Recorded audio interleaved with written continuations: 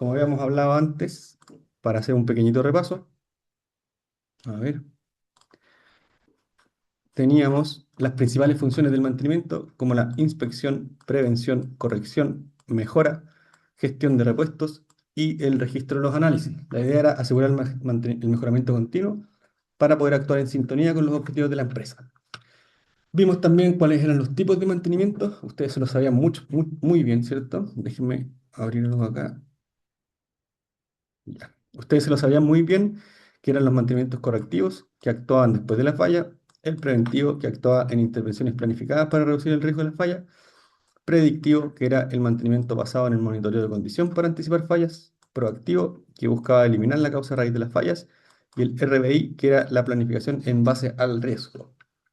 Vimos algunas características de estos principales mantenimientos, que obviamente no las vamos a ver ahora porque son un poquito más largas, pero vimos las características del mantenimiento correctivo, preventivo y predictivo. Vimos también un poquitito de historia del mantenimiento, entendiendo que el mantenimiento correctivo empezó a nacer por ahí por los 1760, 1840. Después saltamos al mantenimiento preventivo entre los 50 y los 60. Entre los 70 y los 80 saltamos al mantenimiento predictivo y entre los 80 y los 2000 al mantenimiento proactivo. Importante recalcar que ninguno de estos mantenimientos se frena cuando aparece uno nuevo, sino que se van complementando y cuál mantenimiento utilizamos en una planta u otra va a depender de la madurez del sistema. Vimos también cuál era el alcance del mantenimiento, entendiendo que con alcance nos referíamos al conjunto de áreas, de equipos, instalaciones, procesos y fases del ciclo de vida sobre los que el mantenimiento tiene participación o influencia, que es básicamente hasta dónde llega la responsabilidad del mantenimiento y que reparca en la organización, ¿cierto? Y vimos que el alcance del mantenimiento tenía que ver con la cobertura integral, la integración con gestión de activos, todas las áreas productivas, enfoques estratégicos y participación transversal. También vimos que en qué niveles operaba el mantenimiento, ¿cierto? Entendiendo que el nivel estratégico es el más alto, el operativo es el del medio y el de apoyo es el más abajito, no entendiéndolos como una jerarquía, sino como responsabilidades de tareas, y ahí vimos que el mantenimiento estaba metido en todas y cada una de estos niveles, ¿cierto? En estratégico estábamos metidos en el diseño de mantención y el diseño del plan. En operativo estábamos metidos en presupuesto, ejecución, análisis técnico y mejoramiento continuo. Y en apoyo estábamos metidos en gestión de servicios, gestión de recursos humanos y gestión de materiales.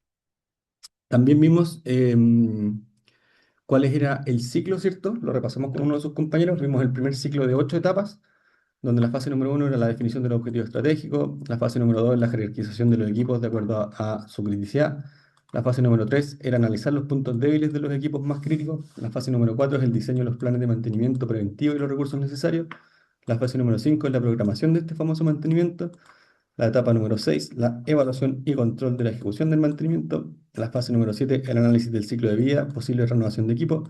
Y la fase número 8 es la implementación del proceso de mejora continua. Ahora, muy importante es esta flechita que está acá, que lo que hace es reiniciar el ciclo, porque, bueno, vale decir, como dice la palabra, es un ciclo, pero más allá de eso, entendiendo que el último paso debe enseñarle o entregarle información al primer paso nuevamente para que así nuestro sistema se mantenga siempre vivo y no muera al cabo de un par de meses cuando ya nuestra planta haya mutado, haya tenido otras necesidades, algunos equipos críticos ya no sean críticos, ¿cierto? Después definimos cada una de estas fases, no las vamos a repasar ahora para que ustedes las puedan leer ahí en su casa. Y después vimos uno de los flujos simplificados, que era el flujo del PDCA, planear, hacer, verificar y actuar.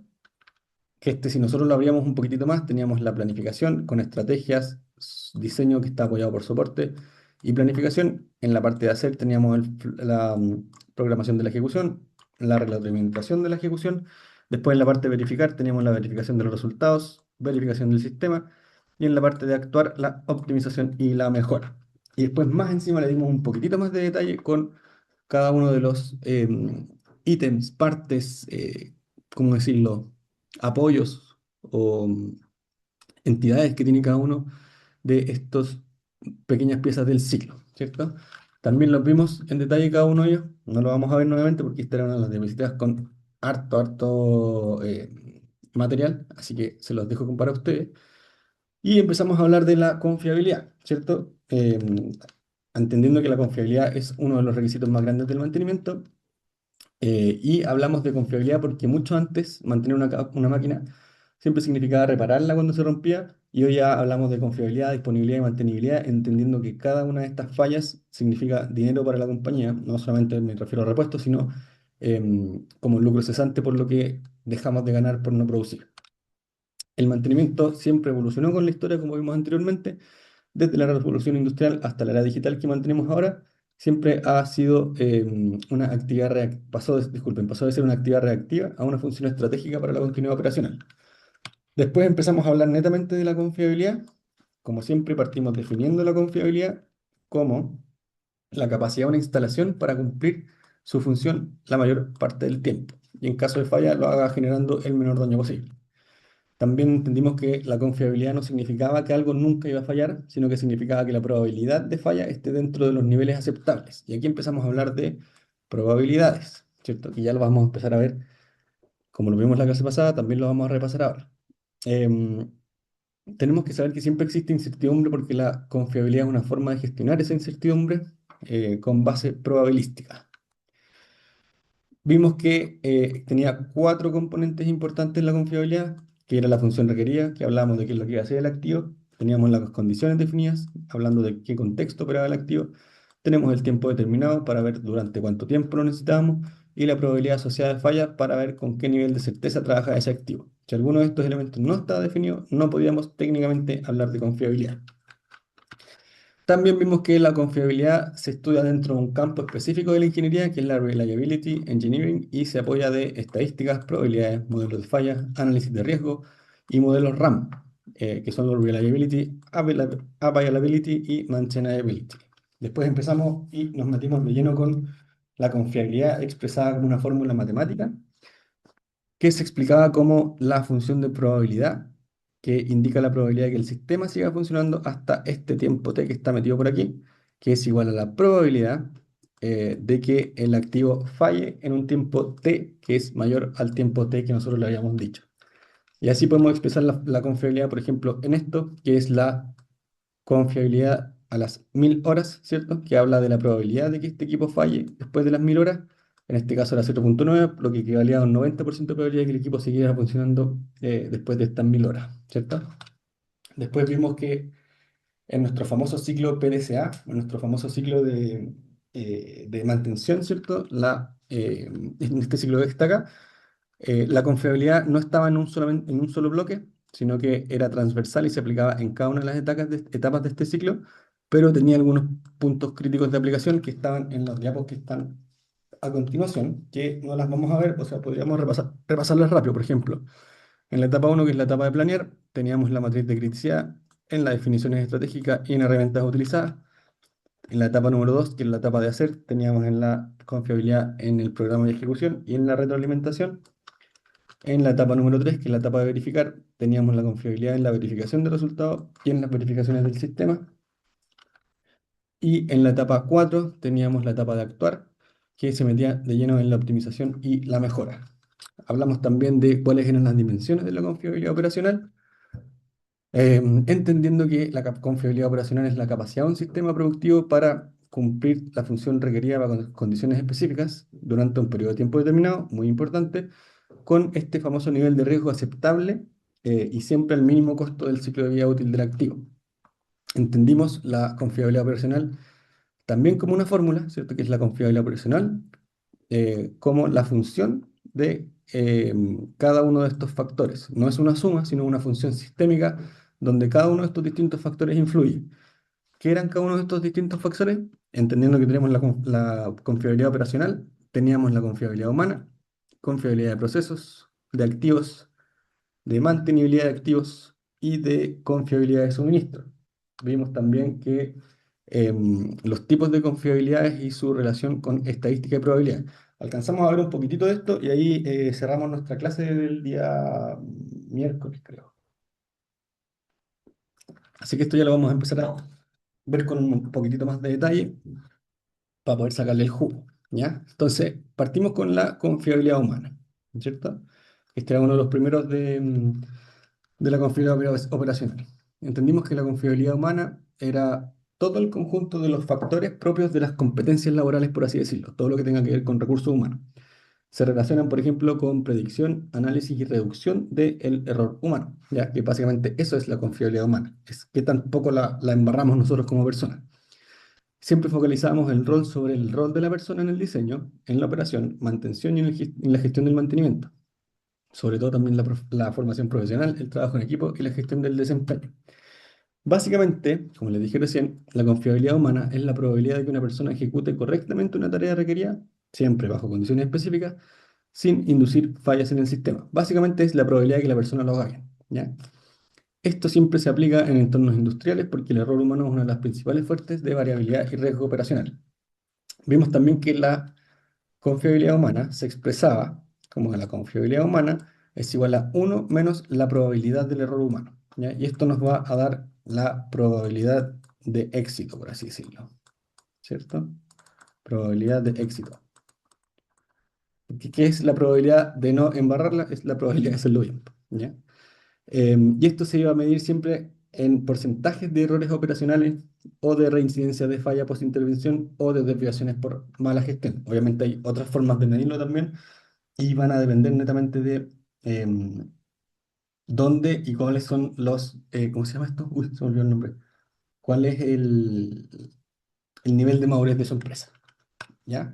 Vimos también la confiabilidad de procesos, que era la capacidad del sistema productivo de mantenerse estable dentro de sus parámetros de diseño, ¿cierto? Donde nosotros teníamos una tolerancia con un mínimo y un máximo de tolerancia, ¿cierto? Más, menos, por ejemplo, cuando mandamos a fabricar piezas con un más, menos, no sé, 3 milímetros de desviación. Así nosotros trabajamos en la planta con la media de los cristales puede ser más menos 3 y hay algunos casos especiales donde el cliente acepta más menos 5. ¿Ya? Esta es la capacidad del sistema productivo de mantenerse estable dentro de estos famosos parámetros de diseño, minimizando la variabilidad y las desviaciones. Esta confiabilidad de proceso, que está asignada como CP, se asocia a esta sintonía que existe entre el proceso y los procedimientos utilizados, donde se operan instalaciones, maquinarias, procesos, por ejemplo, entre los parámetros operacionales definidos, de manera de respetar todas las condiciones establecidas que hayamos establecido previamente y siempre cumplir con los procedimientos especificados. Esta famosa confiabilidad de procesos también se puede expresar como una fórmula matemática, donde vamos a tener la confiabilidad de proceso como la, este es el límite superior, este es el límite inferior, dividido por 6 veces la desviación estándar, ¿ya? Esa desviación estándar también tiene una forma de calcularla que la vamos a ver más adelante. Básicamente, también podemos decir que la confiabilidad de proceso es el mínimo entre el límite superior menos el promedio, dividido 3 veces la desviación estándar, o el promedio menos el límite inferior. ¿Ya? También dividido por 3 veces la desviación estándar, donde, como les dije recién, CP muestra la variabilidad del proceso dentro de los límites permitidos y CPK muestra si el proceso está centrado dentro de los límites. ¿Qué es lo que quiere decir eso? Aquí, por ejemplo, estamos viendo la probabilidad de que el proceso esté dentro de los márgenes permitidos. Imagínense que estamos haciendo, entrenando una clase de tenis, por ejemplo, y nuestro coach nos va a decir, ya, ok, vamos a ver, medir la confiabilidad de tu proceso y vamos a practicar el saque que siempre tiene que caer dentro de este cuadradito que está acá.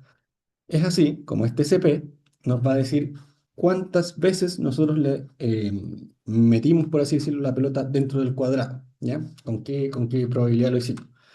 Por otro lado, el CPK nos va a decir no solamente cuántas veces la metimos adentro, sino qué tan centrado estaba nuestro lanzamiento, ¿ya? A diferencia del otro, que no importaba dónde se estaban mandando las pelotas, en este caso sí está importante porque tratamos de buscar un proceso mucho más estabilizado y mucho más centrado, ¿ya? Y es así como se calculan estas fórmulas, ¿cierto? Siendo el CP, como les dije recién, el USL, que es el Upper Specification Limit, que es el límite superior, menos el LSL, que es el Lower Specification Limit, ¿cierto? Dividido por 6 veces la desviación estándar, y la desviación estándar se calcula de esta forma que está acá, que es la sumatoria de, ojo que esto lo vamos a ver más adelante, así que no se estresen si no lo entienden ahora, pero es la sumatoria de la resta de todos los elementos del sistema menos su, ¿cómo se llama? Menos su promedio elevado al cuadrado dividido por la cantidad de elementos que estamos, analizando y esto en su raíz cuadrada. Esa es la fórmula de sacar la desviación estándar para después meterla en la formulita que tenemos acá. Y también tenemos el CPK, que ya vimos cómo se calculaba y ahora entendemos cómo se calcula la desviación estándar. ¿Ya? Esta es como más o menos un torpedito ahí para que tengan, entendiendo que es la misma fórmula, aquí está todo explicado, pero lo importante es saber que acá, que como les dije anteriormente, XY, lo que está acá, son las muestras, cada uno de los resultados que fuimos anotando, cada uno de los tiempos que le fuimos sacando a la máquina, por ejemplo. U es, o sea, esta que está acá, que es, uy, se me olvidó el nombre de esa letra. Es el promedio y n el número total de muestras, ¿ya? Ahora, la pregunta es, ¿por qué nosotros lo dividimos por estos 6 desviaciones estándar? Porque en una distribución normal, aproximadamente el 68% de los datos está más o menos a una desviación estándar. O sea, acá concentramos el 68% de los datos, ¿ya? Después, el 95% está a más o menos 2, que es todo lo que está acá. Hasta acá tenemos más o menos el 95% de los datos. Y en más o menos 3, que es acá, tenemos más o menos el 99,73% de los datos. Entonces, nosotros aquí, dividiendo por 6 veces sigma, lo que estamos haciendo es dejando adentro casi la totalidad de los datos, con una certeza del 99,73%, que eso es lo que más adelante, o sea, probablemente lo que en otro curso se llama los 6 sigma, ¿ya? Entonces esa es la gracia de poder calcular la confiabilidad del proceso. Hay interpretaciones que son súper interesantes para cuando ustedes quieran calcular la confiabilidad del proceso. Por ejemplo, si el valor de el CP o el CPK es menor a uno, vamos a interpretar uno de los valores. Por ejemplo, si tenemos menor a uno, em, para el CP es un proceso que no es capaz, inevitablemente van a haber defectos. Y si es menor a uno en un CPK, es un proceso con alto riesgo de defectos. Después, si es que nuestro CP es igual a uno, el sistema apenas es capaz y no tiene mucho margen de seguridad. Si el CP, disculpen, si el CPK es igual a uno, es un proceso muy justo con riesgo muy elevado. Si nuestro CP es mayor o igual a 1,33, el proceso es capaz, es un estándar industrial mínimo aceptable. Si nuestro CPK es igual o mayor a 1,33, es un proceso estable y confiable. Si nuestro CP es mayor o igual a 1,63, es un proceso robusto con buen margen de seguridad. Si nuestro CPK es mayor o igual a 1,63, tenemos un proceso altamente confiable. Y para terminar esta partecita, si nuestro CP es mayor o igual a 2, es una planta o un proceso con un desempeño de clase mundial. Y si es que nuestro CPK es mayor o igual a 2, es un desempeño también de clase mundial.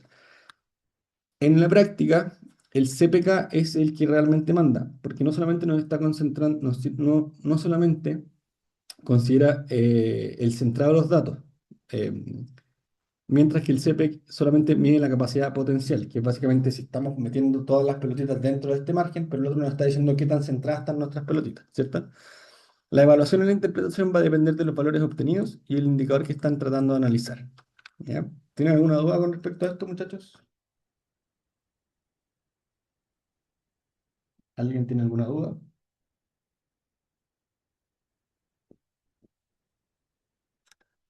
Nada, nada. A ver,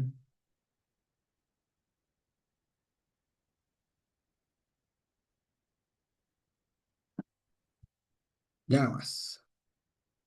Entonces, confiabilidad de activos. La confiabilidad de activos, que también se llama CA, que también está dentro de nuestra famosa confiabilidad operacional, es la probabilidad de que un equipo, disculpen, cumpla su función sin fallar durante un periodo de tiempo determinado. Esta famosa confiabilidad de activos se relaciona con las estrategias operacionales y el mantenimiento para el aumento del tiempo entre detenciones. Esa es la gracia de la confiabilidad de activos, aumentar el tiempo entre que fallan nuestros equipos. Y el impacto sobre el sistema durante todo el ciclo de vida del activo y sus instalaciones, ¿cierto? Esa es la confiabilidad de activos. Básicamente es la probabilidad de que un equipo cumpla su función sin fallar, ¿cierto? Durante el tiempo más prolongado que nosotros queramos.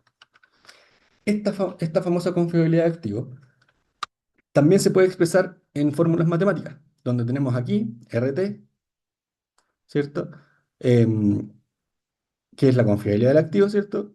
para modelos exponenciales, donde se asume que el equipo falla indistintamente del tiempo transcurrido. Básicamente, este no es un modelo tan real, porque mientras más tiempo pasa, ¿cierto? Mientras más viejo se hace nuestro activo, el equipo tiende a fallar muchas más veces con mayor recurrencia, ¿cierto? Pero de igual forma, si es que nosotros queremos hacer un modelo teórico, se evalúa de esta forma. Se obtiene la exponencial de menos y por t. Ahí vamos a ver qué es lo que son estas famosas y por t. Por otro lado, para modelos con una distribución de Weibull, donde la probabilidad de falla cambia con el tiempo, vale decir que aumenta la probabilidad de falla mientras más viejo se va haciendo nuestro activo, tenemos la confiabilidad de activos, que es igual a la exponencial de menos t dividido por n elevado a b. No se preocupen, ahora lo vamos a ver inmediatamente. Como les comenté recién, la probabilidad de falla en un tiempo determinado es esto que está acá.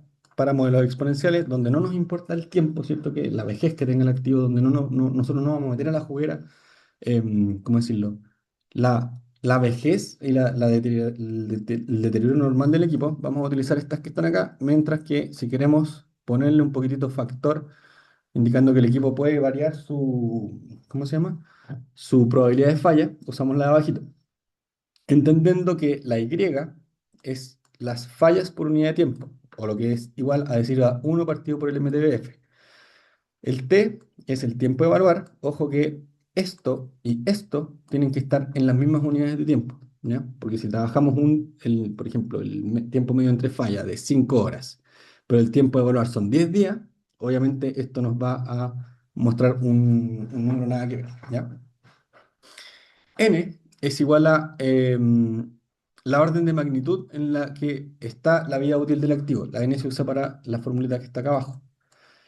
Vamos a usar un N grande para equipos que van a durar más y un N pequeño para equipos que van a fallar antes. Y por otro lado, la beta indica cómo se va a comportar la tasa de falla en el tiempo. Menor a uno, cuando tenemos un beta menor a uno, evidencia una falla temprana. Cuando tenemos un beta igual a uno, es una falla constante. Y cuando tenemos un beta mayor a uno, es un desgaste progresivo. ¿Ya? Es así como nosotros vamos a ir utilizando una forma u otra dependiendo de cómo sea. ¿Ya? Volvamos al tiempo acá. Tenemos la confiabilidad de activo, ¿cierto? Es la probabilidad que el activo no falle durante un tiempo determinado. Volvemos al mismo ejemplo acá, pero ahora la diferencia es que nuestro entrenador nos dice, ok, tienes un tiempo específico para lanzar la mayor cantidad de pelotas posible sin fallar. La única diferencia acá, también trabajamos con nuestros límites máximos y mínimos, nuestra tolerancia permitida, pero esta vez le asignamos el factor del tiempo para ponerle un poquito más de dificultad. Tenemos también dentro de la confiabilidad operacional la mantenibilidad de activos, que es la MS, que es la probabilidad de que un activo sea restaurado a condición operacional en un tiempo específico y determinado. Esta famosa MS se va a vincular con el diseño de los equipos y los sistemas, con la gestión y el apoyo logístico para la disminución de los tiempos necesarios para intervenir los equipos de forma de reducir el impacto operacional, ¿ya? Em, Esta famosa mantenibilidad de activos, obviamente que también se puede expresar como fórmulas matemáticas, entendiendo que el MT es igual a uno menos la exponencial de menos el promedio por el tiempo, ¿cierto? Que es para modelos exponenciales, donde se calcula la probabilidad de que un activo sea reparado en un tiempo t, ¿ya? Pero también la podemos calcular esta famosa AI, que es el porcentaje de tiempo disponible de un activo, dividiendo el MTBF por el MTBF menos el MTTR, ¿ya? Si volvemos acá, tenemos que esta famosita U que está acá en la tasa de reparación del activo, de nuevo 1 partido del MTTR, T es el tiempo de evaluar, tenemos el MTBF que es el tiempo medio entre falla y el MTTR que es el tiempo medio entre reparación. Eso ya se la sabe. Tenemos también la confiabilidad de suministros, entendiendo que dentro de la confiabilidad operacional también hay confiabilidad de suministros. La confiabilidad de suministros es la capacidad de este famoso sistema logístico de garantizar la disponibilidad oportuna y la calidad de los repuestos o insumos o lo que sea, ¿ya? Esta CS, que es la confiabilidad de activo, se va a referir a la integración entre las áreas internas, sorry, y los proveedores para asegurar el suministro de insumos y servicios en cantidad, calidad, tiempo o lo que sea, ¿cierto? La idea acá es mantener una gestión eficiente de la logística, de los contratos y de todo lo que tenga que ver con terceros, ¿ya? Esta famosa confiabilidad de suministro se puede expresar como CS, que es la probabilidad de la confiabilidad de suministro, uno menos la probabilidad de tener quiebre de stock, ¿ya? Es la probabilidad de quedar sin stock, siendo P stock out la probabilidad de quiebre de stock o la probabilidad de que la demanda sea mayor que el punto de stock crítico, ¿ya? Y el punto de stock crítico se calcula como la probabilidad de que la demanda sea igual al punto de reposición, ¿ya? Esa es la fórmula de calcular el stock out. Ahora, si ustedes me preguntan cómo se calcula esto en la vida real, hay un procedimiento claro, hay fórmulas que tenemos que seguir, pero es bastante complicado. Así que igual se lo puede dejar acá por si es que alguien lo quiere aplicar de repente. Tenemos cierto que la confiabilidad de suministro es menos, es uno menos la probabilidad de stock, de quiebre stock. Para eso primero tenemos que sacar la probabilidad de stock, la probabilidad de quiebre stock, que es uno menos gamma de z, ¿cierto? Y aquí nosotros tenemos que calcular el z, y el z es el punto de quiebre stock menos el promedio de la demanda dividido por la desviación estándar de la demanda. Después tenemos el punto de reposición que tenemos que sacar, que es el ROP que está aquí, ¿cierto? Primero sacamos el P-stock, después sacamos el ROP, y el ROP, que es el punto de reposición, es el promedio de demanda menos la SS. Tenemos aquí que la SS es el stock de seguridad, que se va a calcular como la Z por la desviación estándar de la demanda. La desviación estándar de la demanda durante el lead time se calcula como la desviación estándar de la demanda por la raíz cuadrada de LT, que está aquí. Ahora tenemos que entender que ¿cómo se llama esto? El promedio de DL, que es la demanda promedio durante el lead time, se va a calcular como el promedio de la demanda por el LT, que es el lead time. Tenemos que saber que la desviación estándar del consumo diario, que es la D que está acá arriba, ¿cierto? Se calcula como la raíz cuadrada de la sumatoria de cada uno de los días de demanda menos el promedio de la demanda elevado al cuadrado por n-1. Y más encima tenemos que sacar el consumo diario, que es lo que está acá, que es el promedio de consumo diario, que se va a sumar como la sumatoria de todos los consumos dividido por la cantidad de días, ¿ya? Ahora, si eso ya les parecía un poquito complicado, más encima, chicos, más encima, aquí tenemos que sacar la Z. Y la Z, lo que tenemos que hacer es ir a nuestra tabla de distribución estándar, ¿ya? Lo que nosotros hacemos acá es buscamos en las filas, acá buscamos el primer decimal de nuestra Z y aquí calculamos el segundo decimal y donde se encuentran va a ser nuestro valor que estamos buscando. Eso se los muestro, chicos, solamente para que entiendan y para ver si es que les pica el bichito de la curiosidad, que hay un mundo detrás ¿cómo se llama? De la confiabilidad en el mantenimiento. Hay un mundo detrás de todas las probabilidades y estadísticas que están metidas en el mundo de la mantención, que no es solamente reparar equipos, saber la frecuencia de cambio de aceite o saber la frecuencia, por ejemplo, de cambio de rodamiento. Hay un montón de otras cosas, de patrones que se pueden identificar a través de la estadística y las probabilidades, ¿ya? Así que, muchachos, les dejo ahí el bichito de la curiosidad para que intruseen por ahí todo lo que son estas fórmulas, ¿ya? Vamos a seguir con nuestro curso. Lo que vamos a ver ahora es un pequeña pincelada de lo que son las teorías de las restricciones. Muchachos, ¿alguien de por acá conoce la teoría de las restricciones? ¿Sabe lo que son? No, Don profesor. Jesús, Don No, Jesús, ¿no sabe? Le apuesto a Don Jesús no, que ya... Don Felipe, no, tampoco por acá, profesor. le apuesto, chiquillos, que ahora que la veamos van a decir, ah, sí, la hemos usado mil veces, pero sin haberle puesto nombre. Bueno. ¿Son las restricciones de los cuellos botella o no? ¡Ey, qué genio, don Víctor! Déjeme aquí sacar mi tablita para ponerle un punto. Muy bien, don Víctor. Es justamente eso. Así que déjenme aquí ordenar mi cosita para poner los puntos. Muy bien. No sé quién barra me monte. Ya. Saqué la... Sorry, chiquillos, saqué la presentación. Denme un segundo. Stop.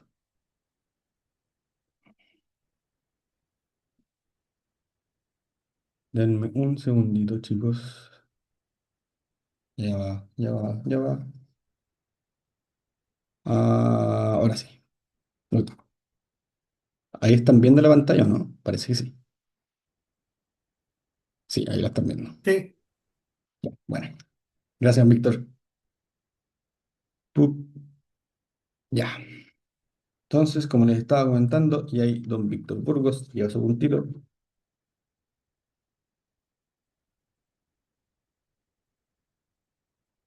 Ya más. En efecto, como decía don Víctor Burgos, se trata de los cuellos de botella. Pero esta fue desarrollada por ahí por los años 70 por este caballero que está acá, que es Elijah M. Goldratt. Uy. Entonces, TOC, que es básicamente la teoría de las restricciones, por sus siglas en inglés de Theory of Constraints, va a desarrollar esta famosa teoría por ahí por los años 70 por Mr. Elijah M. Goldratt, que es esta persona que está acá. Es un físico israelí que se ha considerado por mucho tiempo como el gurú de la gestión y hasta el día de hoy muchos lo llaman así. Él popularizó esta famosa teoría de las restricciones, este famoso TOC, en su libro The Goal, ya como es la meta. Entonces, lo que él encuentra es una metodología que busca encontrar y trabajar la restricción de un sistema. Como dice su compañero, ¿cierto? Encontrar cuál es el cuello de botella, poder explotarlo de alguna u otra forma, ¿cierto? Sacarle el mayor partido posible o cuidarlo de alguna forma un poco más intensa, ¿cierto? Em, para poder sacarle un mayor provecho a todo el sistema que está haciendo cuello de botella por ese puntual maquinaria, ¿cierto? Básicamente, lo que decía este famoso caballero M. Goldbradt decía que el desempeño de un sistema está limitado por su eslabón más débil. Ya, eso todos lo sabemos. La cadena es tan fuerte como su eslabón más débil. ¿Ya? La idea central dice que el desempeño de un sistema siempre está limitado por uno de los factores claves que, si no lo mejoramos, cualquier otro esfuerzo que nosotros hagamos en el sistema va a tener muy poco impacto. ¿Ya? Esta famosa teoría de las restricciones trabaja en tres principios básicos. El primero es que un sistema siempre tiene que tener al menos una restricción que va a limitar su capacidad total, ¿ya? Por más perfecto que esté el sistema, siempre hay algo que si nosotros lo mejoráramos, el sistema sería incluso mejor, ¿ya? Mejorar cualquier cosa que no sea la restricción no va a aumentar el tiempo, el rendimiento global del sistema, ¿ya? Y por último, el último principio básico es que enfocarse en la restricción es la forma más eficiente de poder mejorar el sistema productivo, ¿ya? Por ejemplo, vamos acá. Tenemos un chanqueador primario, ¿cierto? Que tenemos acá en medio, que es abastecido por un sistema de abastecimiento que abastece a 300 toneladas por hora, ¿ya? Y aparte tenemos un sistema de salida que extrae el material procesado a 300 toneladas por hora. Pero nuestro chanqueador primario solamente puede fabricar a 150 toneladas por hora. Muchachos, pregunta de libro abierto, micrófono abierto. ¿Cuál acá es nuestra restricción del sistema? ¿Cuál es nuestro cuello de El, botella? el chancador. Don Víctor, ahí se lleva su otro puntito anotado. Muy bien, don Víctor. El chanqueador primario es nuestro sistema cuello de botella. En este ejemplo puntual es bastante simple el ejemplo, pero hay otros ejemplos que no son tan simples. Por ejemplo, el que tenemos acá. Tenemos la entrada al chanqueador son 300 toneladas. Y tenemos dos chanqueadores, uno de 150 toneladas por hora y otro de 150 toneladas por hora. Y aparte tenemos una salida de 200 toneladas por hora. ¿Dónde estaría acá la restricción, chiquillos? No, y en la salida, indiscutiblemente. En la La, salida. la, la alimentación igual. Las- La alimentación igual, dice don Víctor. Sí, porque si falla la alimentación, va a fallar las dos chancadoras. No va a tener material. Claro, en efecto. Primero, como decía don John, que también le anoté su puntito ahí, como el claro ejemplo acá más rápido es la salida que obviamente aquí nosotros vamos a estar entregándole material, por así decirlo, a 300 toneladas por hora, pero estamos sacando solamente a 200 toneladas por hora. Pero, como dice también su compañero Víctor, también este se podría representar como un cuello de botella o como uno de los equipos críticos también del sistema porque no tenemos un equipo backup. O sea, si esta falla esta entrada o esta alimentación, no vamos a poder producir nada. Entonces, también eso es otro de los puntos a evaluar. Así que, muy bien, muchachos, ahí. Entonces, Anotado. pero ahí podría que tener dos camiones de 150 entonces, para abastecer eso. Claro, lo que podemos hacer es eso, o tener un camión este mismo y un camión más chico, o tener simplemente los repuestos a mano y también saber que este equipo puede fallar, ¿ya? También pasa eso mismo con uno de estos chanqueadores que está acá. Imagínense que cualquiera de estos chanqueadores falle. Si es que falla, inmediatamente nuestro sistema se vuelve con un sistema de 150 toneladas por hora. También se puede considerar uno de estos chanqueadores como uno de los equipos más críticos y uno de los cuellos de botella acá, ¿ya? Así que, muchachos, la teoría de las restricciones, este famoso TOC, tiene etapas, ¿cierto? Tiene 5 etapas. Primero, tiene la etapa de identificar la restricción. ¿Qué es lo que vamos a hacer nosotros? Vamos a tener nuestro sistema completo, ¿cierto? Visualizado con todas sus capacidades productivas, velocidades, no sé, como sea que ustedes midan el rendimiento de sus plantas, ¿cierto? Y vamos a encontrar el recurso o el proceso que tenga la menor capacidad productiva. Básicamente el proceso que vaya a limitar esta producción. El paso número 2 es explotar esta restricción. Vale decir, sacarle el mayor provecho, el máximo provecho posible, sin grandes inversiones, como por ejemplo optimizar tiempos, evitar paradas innecesarias. Número 3 tenemos como subordinar todo lo demás, que es básicamente ajustar el resto del sistema para que baje el ritmo de la restricción. Por ejemplo, lo que podríamos haber hecho acá, y lo más obvio hacer acá, es bajar acá la entrada a 150 toneladas por hora. Y aquí, obviamente, la salida va a bajar a 150 toneladas por hora. ¿Por qué? Imagínense, chiquillo, acá nosotros llegamos con 2 camionadas de 150 toneladas por hora. Se las vamos a pasar acá y él va a poder procesar solamente una. Y aquí nos va a llegar nuestro primer cuello de botella, porque vamos a tener 150 toneladas en el piso que no vamos a poder procesar. A la siguiente hora, este camión va a llegar con 300 toneladas más, o sea, con 2 cubos de 150, ¿cierto? Pero nosotros recién vamos a estar trabajando esta tonelada que está acá. Entonces aquí nos vamos a quedar con 2 cubos de 150. Aquí van a seguir saliendo las 150. La siguiente hora nos va a llegar otro camión, ¿cierto? Pero nosotros vamos a estar recién trabajando la que está acá. Por lo tanto, nos vamos a quedar con 3 cubos de 150 toneladas por hora. Y así vamos a ir avanzando. Y cada hora que vaya pasando, vamos a ir sumando 1 tonelada por hora más a la cola de trabajo de nuestro chanqueador primero, ¿ya?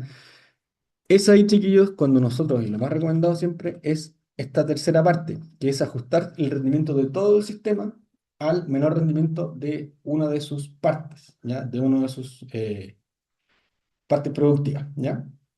Don John, tiene una preguntita. Sí, pero ¿cómo en el proceso tú dices, este es el que o sea, como darle la prioridad, cuál es el más prioritario?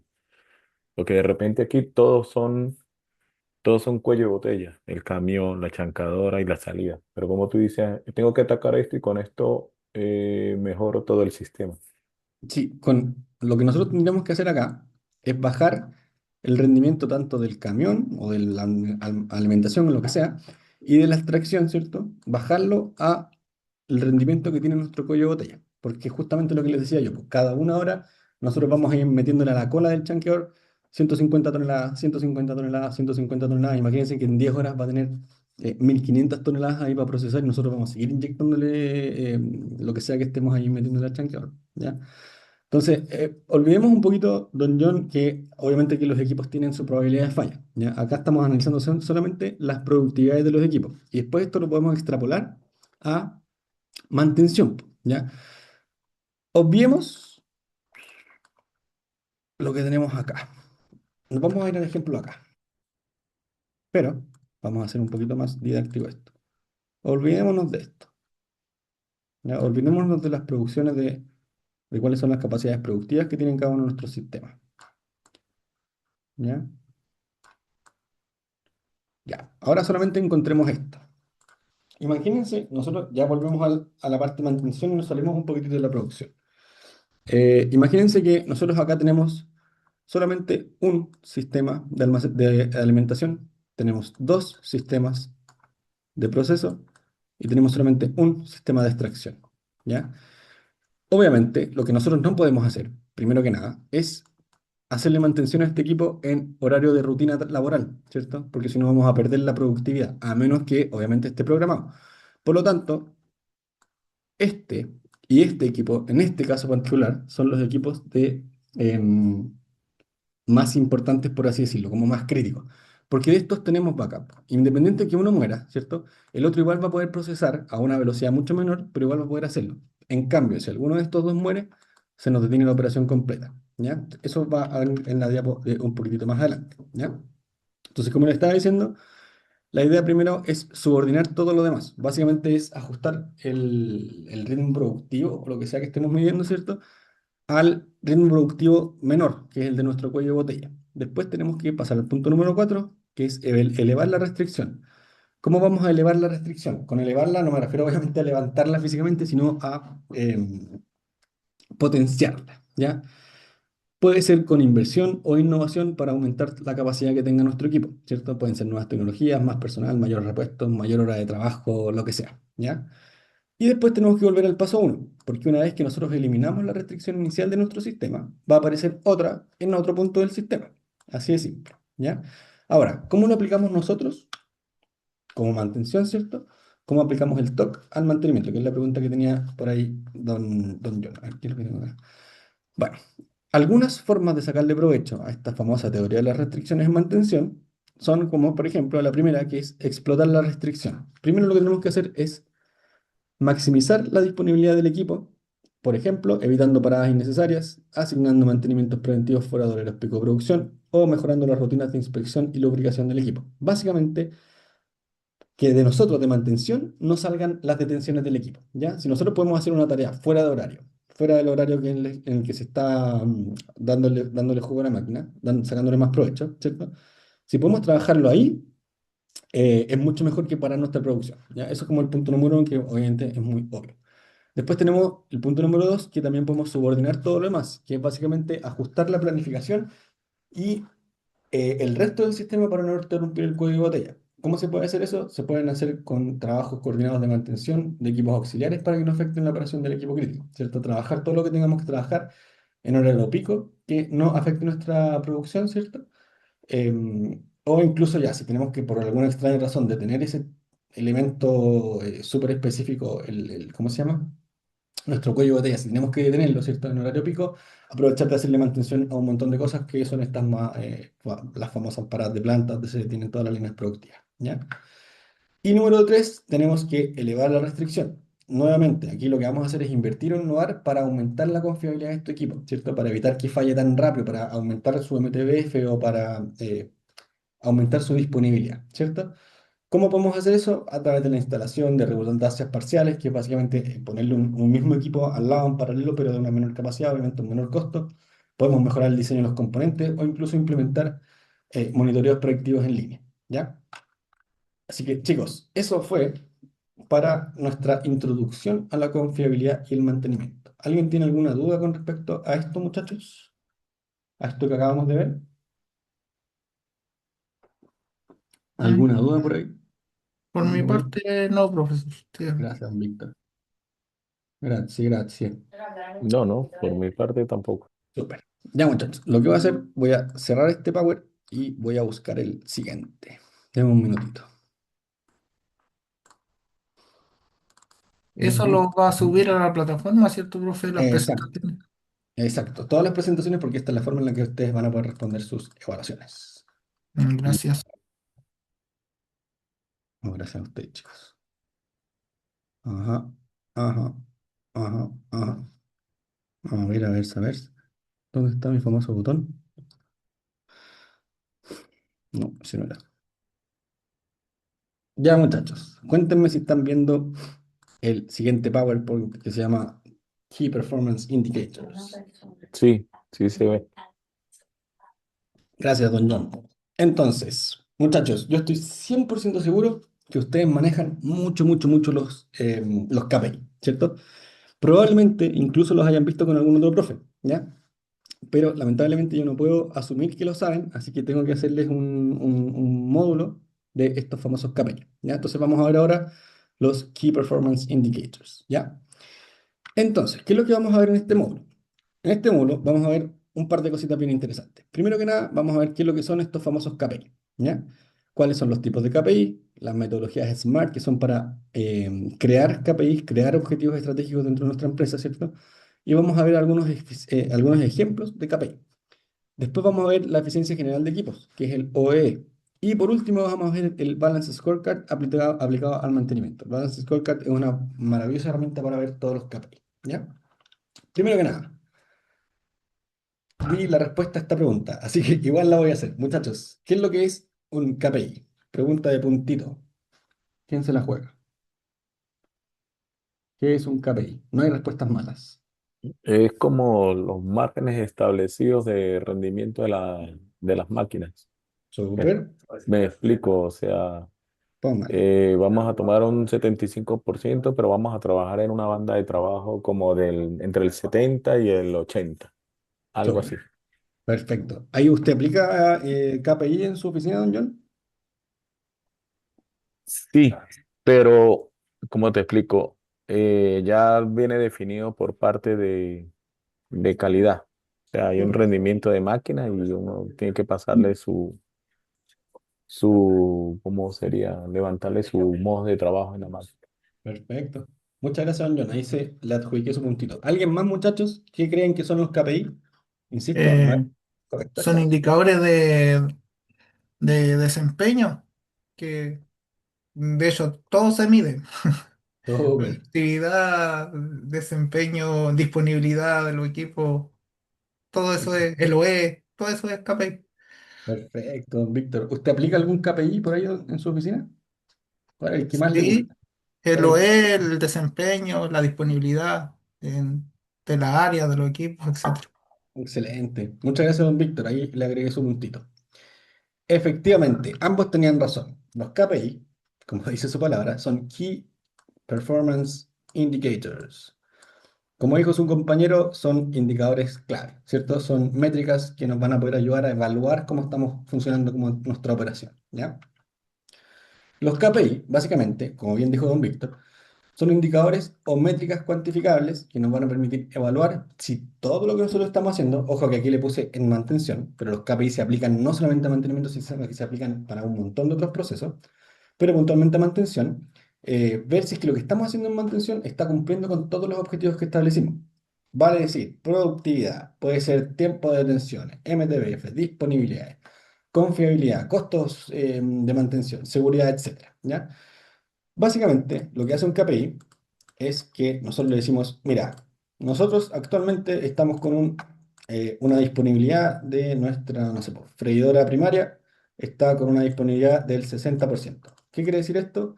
Que el equipo solamente está funcionando el 60% del tiempo que lo que requerimos. Si nosotros tenemos un turno que son 100 horas semanales, el 60% indica que el equipo solamente funciona 60 horas semanales. Por lo tanto, hay 40 horas que estamos perdiendo, ¿ya? Una vez que llega gerencia nos dice, mira, tú tenías un 60% de disponibilidad de tu equipo de la freidora, yo necesito que en un mes esto aumente por lo menos a un 80%. ¿Ya? Eso ya inmediatamente es un KPI. ¿Por qué? Porque nos dio un inicio, ¿cierto? Nos dio cómo calcularlo, cuál es el sentido del cálculo, en este caso era la disponibilidad del equipo, y más encima nos va a dar cuánto esperan obtener en un mes más. ¿Ya? Ahora, ¿por qué son útiles estos famosos KPI? Primero que nada, porque nos van a medir el rendimiento real del área de trabajo, ¿ya? Después también nos van a ayudar a detectar desviaciones antes de que se conviertan en problemas graves. Van a facilitar la toma de decisiones basada en datos y no solamente en percepciones. Permiten priorizar recursos hacia las áreas que generan más valor o representan más riesgo. Y también nos van a ayudar a favorecer la mejora continua. Uy, horrible esa línea. Nos van a ayudar a favorecer la mejora continua, ya que muestran el efecto de los cambios y proyectos implementados, ¿ya?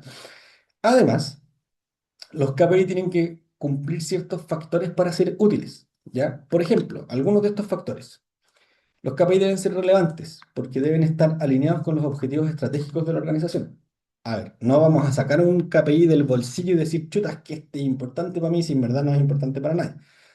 Mientras más, obviamente que los KPI tienen que ser importantes para que la organización los pueda entender, ¿cierto? Y les tome el peso que necesiten. Los KPI deben ser claros, porque deben ser fáciles de entender para todos los niveles, operativos, tácticos y estratégicos. Los KPI deben ser medibles, porque deben basarse en datos reales, confiables y fórmulas claras, ¿ya? Los KPI deben ser comparables, porque nos deben permitir evaluar la evolución del tiempo y compararse con metas o estándares que nos vayan a poner a nosotros, ¿cierto? Recuerden, aquí nosotros partimos con un 60%, pero necesitamos que estén en un 80%, ¿ya? Y aparte, los KPI deben llevar a la accionabilidad, porque nos deben indicar si requiere una acción o un ajuste en el plan del mantenimiento, ¿ya? No sacamos nada, chicos, con tener infinitos KPI si es que no los vamos a ir revisando periódicamente para poder ir tomando acción de cada uno de ellos, ¿ya? Estos famosos KPI se deben medir, ¿cierto? Y controlar con unas periodicidades que son específicas para cada uno de ellos y van a depender de el nivel de exigencia que tengamos en la organización. Por ejemplo, hay KPIs que se van a medir de forma diaria, o sea, todos los días lo vamos a calcular y lo vamos a revisar. que son, por ejemplo, los KPI operativos, tiempos de respuesta del equipo de mantención, horas de detención no planificadas, por ejemplo. Hay algunos KPI que se van a venir de forma semanal, que son, por ejemplo, los cumplimientos de planificaciones, las backlogs de órdenes de trabajo, tareas ejecutadas versus planificadas. Hay otros KPI que se miden de forma mensual, como la disponibilidad, la confiabilidad como el MTBF, el tiempo medio de reparaciones como el MTTR y los costos de mantenimiento. A ver, si es que acá lo tengo. No es. Se lo voy a leer. Tenía una. Ah, son pájaros. Lo puse en esta planilla. Unos tableros de gestión que nosotros tenemos en la oficina. Y hay algunos KPI que se van a medir de forma trimestral o anual. Por ejemplo, las tendencias del OE, los costos totales por activo, el impacto de las mejoras implementadas. ¿Cierto? Ahora, Eso, adelante. lo que tiene usted como mensual, disponibilidad, confiabilidad, tiempo de reparación, costo de mantenimiento, lo que es OE, bueno, la empresa que todavía lo mide en semanal. Súper. Eso mismo le iba a decir, don Víctor. Muchas gracias. Déjeme anotarle ahí su puntito. Si bien esta es la forma en la que están propuestos la periodicidad con la que se miden los KPI, generalmente esto es netamente, depende de la empresa donde se estén aplicando los KPI. ¿Por qué?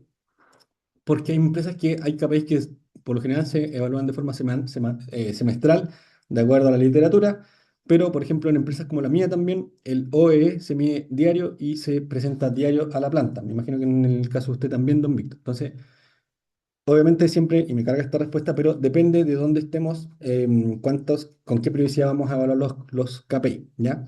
Em, Obviamente, mientras más los evaluemos, mientras más periódicos los calculemos, ¿cierto? Mucho mejor, sin obviamente irnos al chancho y pasarnos de la raya y finalmente dedicar demasiado tiempo a un indicador que ni siquiera se está moviendo semanalmente, sino que se está moviendo cada 3 meses, ¿ya? Entonces, obviamente, va a depender de la variabilidad que tengan nuestros KPI y de qué acciones queramos tomar con respecto a eso, ¿ya? ¿De qué va a depender de cómo vamos a medir la criticidad de un KPI? Como les dije, una de las variables va a depender de la empresa donde estemos trabajando, ¿cierto? Y la otra va a depender de algunos otros factores externos, como por ejemplo la criticidad del activo, ¿ya? Mientras más crítico es el equipo, mientras más problemas de seguridad pueda presentar, mientras más crítico para la producción, mientras más costos nos esté generando este equipo, lo vamos a evaluar con mayor frecuencia y le vamos a hacer monitoreo con mayor frecuencia. También va a depender de la variabilidad del proceso, porque hay procesos que son súper dinámicos o inestables y requieren más controles diarios o incluso en tiempo real, ¿ya? Por ejemplo, hay procesos, por otro lado, hay procesos estables que se pueden revisar con periodicidades más largas, como revisiones semanales o incluso mensuales. Tengo un ejemplo, muchachos. Nosotros en la planta trabajamos un producto que se llama cristal laminado, ¿ya? Que obviamente me parece que ustedes lo conocen, pero sí o sí lo conocen porque está en los parabrisas de los autos, ¿ya? Es este vidrio que tiene, es como un sándwich de vidrio con plástico al medio y que cuando se rompe queda todo el vidrio pegado y no sale volando por los lados, ¿ya? Lo que no muchos saben es que ese plástico que está al medio es como una especie de esponja, ¿ya? Obviamente no es una esponja porque es súper delgadito, pero lo que hace ese plástico es absorber la humedad del ambiente de forma súper rápida hasta equipararse con el ambiente, ¿ya? Y es por eso que ese producto en particular se trabaja en unas salas limpias con temperatura y humedad controlada. Si es que la humedad sube del 30%, tenemos que detener la producción inmediatamente porque el PVB, que es el plástico, se llena de humedad y esa humedad después con temperatura, cuando nosotros lo metemos al horno, se transforma en vapor y el vapor en burbujas dentro del vidrio y nadie quiere burbujas en sus vidrios, ¿ya? Es por eso que uno de los KPI que nosotros tenemos ahí es la temperatura y la humedad de la sala limpia. Por cada línea de laminado nosotros tenemos una sala limpia distinta y para cada uno de ellos tenemos este famoso KPI que lo que hace es medir en tiempo real cómo se va comportando el equipo, ¿ya? También la periodicidad de control del KPI va a depender del tipo de KPI. Por ejemplo, hay KPIs que son operativos, que se miden con alta frecuencia, generalmente diaria. Hay KPIs que son tácticos, que se miden con frecuencias medias o semanales. Y hay KPIs estratégicos que se miden con baja frecuencia, que pueden ser mensuales o trimestrales. También la periodicidad del KPI va a depender del riesgo de las fallas y las consecuencias. Por ejemplo, va a ser si uno de estos indicadores sirve para evitar fallas graves, paradas o incluso accidentes, se van a medir mucho más seguidos. También la periodicidad va a depender de la disponibilidad de los datos. Como les dije, hay KPIs que son automáticos o derivados de sensores, como por ejemplo los de mi sala limpia, y se pueden controlar en tiempo mucho más real, ¿ya? También hay KPIs que son manuales y requieren intervalos más largos porque requieren de un cálculo previo. Ya no es tan fácil como llegar y calcularlo e indicarlo, ¿ya? La periodicidad del control de los KPIs también va a depender de la capacidad del equipo de gestión. Por ejemplo, la frecuencia también depende de cuántos datos tengamos que analizar, cuánta gente tengamos en el equipo, ¿cierto? Obviamente todo va a depender de que la cantidad de datos que tengamos que procesar sin saturar al equipo. Y por otro lado, también tenemos el horizonte de decisión, que va a, por ejemplo, hay indicadores que se usan para de decisiones bastante rápidas, que son indicadores que se deben medir con alta frecuencia. Hay indicadores que son utilizados para decisiones más estratégicas, que también se pueden medir con baja frecuencia. Para resumir, la periodicidad del control del KPI va a depender de la criticidad del activo, va a depender de qué tan variable es el proceso en el que estemos trabajando, va a depender también del tipo de KPI, del riesgo que esté asociado el equipo a través de ese KPI y de la disponibilidad de los datos en el horizonte de decisión y también, como dice don Víctor, de la empresa donde estemos trabajando. ¿Ya? Así que veamos ahora cuáles son los tipos de KPI. Ya más. Entonces, continuamos con los KPI. A ver, mi lapicito. Aquí está. No, ahora sí. Bueno, ¿se acuerdan que hablamos un poquito de las periodicidades? Ahí don Víctor tenía un alcance y vimos que muchas de las periodicidades recomendadas por literatura dependían del tipo de KPI que estábamos tratando de operar, ¿cierto? Eso quiere decir obviamente que existen distintos tipos. Entonces vamos a ver cuáles son esos famosos tipos de KPI. Primero que nada tenemos los KPI operativos, ¿cierto? Que son indicadores más o menos de corto plazo, ¿cierto? Como operativo siempre es rápido, es como de ejecución más o menos de corto plazo. Y la gracia de esto es que miden el desempeño diario de la operación, por así decirlo, más periódico, ¿cierto? Permiten reaccionar súper rápidamente ante cualquier tipo de desviación que puedan detectar este famoso KPI, ¿ya? Van a reflejar, entre otras cosas, por ejemplo, tiempos de respuesta que tengamos como mantenedores, horas de detenciones no planificadas en algunos de los equipos, cumplimientos diarios de algunas tareas que nosotros vayamos echando a andar, ¿cierto? O condiciones inmediatas del equipo también, como son, por ejemplo, temperaturas, vibraciones, sobrepresiones, lo que sea.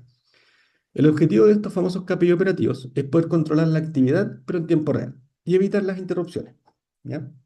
Después tenemos los KPI tácticos, que son indicadores un poquitito más a mediano plazo. Se revisan generalmente en ciclos semanales, pero, como dice don Víctor, va a depender netamente de donde lo estemos aplicando. La efectividad, o sea, van a evaluar, entre otras cosas, por ejemplo, la efectividad del plan de mantenimiento, los backlogs, las ejecuciones programadas versus las ejecutadas, algunas cargas de trabajo que pueda tener nuestro equipo de mantención y la estabilidad general del sistema. La función principal de estos KPIs tácticos es ajustar la planificación, ver si estamos asignando bien los recursos, ver si somos eficientes, ¿cierto? Ver si de repente nos falta gente, nos sobra gente o como sea, ¿ya? Siempre con el post de mejorar la eficiencia del proceso. Tenemos también los KPI estratégicos, que son indicadores de largo plazo.